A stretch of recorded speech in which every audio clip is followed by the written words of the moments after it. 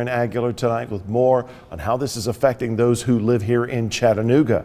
The crisis is trapping hundreds of thousands who are trying to escape before the attack gets any worse. Demenchuk lives in Chattanooga, but his family is still in Ukraine. They are scrambling to find safety. Liam Collins is live in the studio with his story. Liam, we understand it's taking them hours to get out of the country. Yeah, and now going on almost a day now, Greg. Good evening to you. A road that usually takes Anton Demenchuk's family just a few hours now has them stuck in traffic for 24 hours. They left at about 6 this morning, their time. That's about 11 o'clock here on the East Coast last night. He says they're still not even halfway to the border. Hours are turning into days as hundreds push to get out of Ukraine before the conflict gets worse. Anton Demenchuk's family is among them. And they woke up at 6 a.m. From a sound of a heavy shelling of the airport.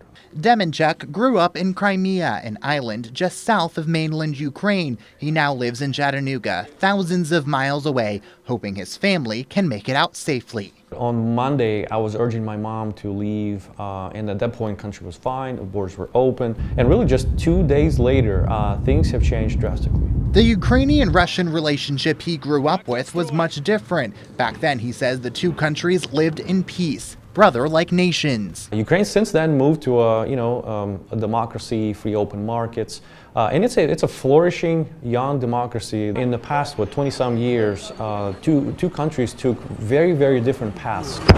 He says for too long, the countries have had far too much in common, and a conflict has been building for decades. When they see Ukraine doing so much better than them, that may raise some questions in terms of, is their president, Russian president, capable of bringing that kind of change to their country? Now he sees his home burning from afar, his friends and family in danger, with the weight of the conflict weighing heavily on his mind. I think of freedoms overall in the world. I think of the diplomatic efforts that we sometimes underestimate. Demenchuk says his family is one of the lucky ones here. If they get out, they have plenty of options for refuge. They will go to family in Israel before eventually traveling to the United States to be out of harm's way while this conflict rages.